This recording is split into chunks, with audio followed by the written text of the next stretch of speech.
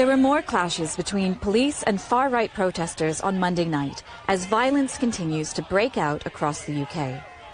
In Belfast, in Northern Ireland, bins and vehicles were set on fire as around 100 people protested outside a city centre hotel. And in Plymouth, in the southwest of England, police wrestled back protesters trying to breach their line for several hours. Rioting has continued around the country a week after misinformation spread online around the fatal stabbing of 3 young girls in Southport in the northwest of England. Anti-immigrant and far-right groups used false reports that the murders were committed by a Muslim asylum seeker to spark these violent protests in towns and cities. Here in Rotherham, the protests focused on this Holiday Inn, which was attacked on Sunday by a crowd of over 700 people. This hotel has been housing asylum seekers for several years and is in the middle of a residential housing estate. The UK's new Defence Secretary, John Healey, is also the local MP for the area.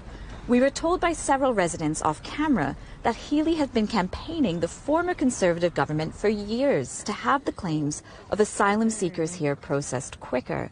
They said nothing was done to resolve this. People seem to have just had enough of everything, not just riots or certain incidents of violence, but I think tensions are high, and they have been for a while. Other people we spoke to, some who didn't want to be filmed, said they were embarrassed by the violence against people who had come to England to find safety. It makes me sad to be English, really, because, this is the kind of people all over the world who see of us. But I know that had to happen. It's misinformation. That's what it is, and violence just is never the answer for these kinds of things. Several people here told us they watched the hotel riot live on social media apps like TikTok and X.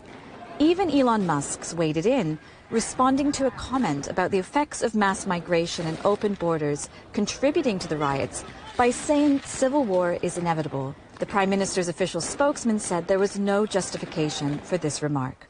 Fears that misinformation is spreading rapidly online continue. A message is now circulating widely on WhatsApp threatening attacks on Wednesday on immigration law offices and refugee centres across the UK. Prime Minister Keir Starmer says the full force of the law will be brought down on anyone participating in the riots, whether on or offline.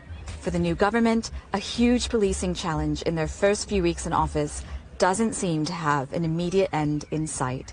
Jen Copestake, CGTN, Rotherham.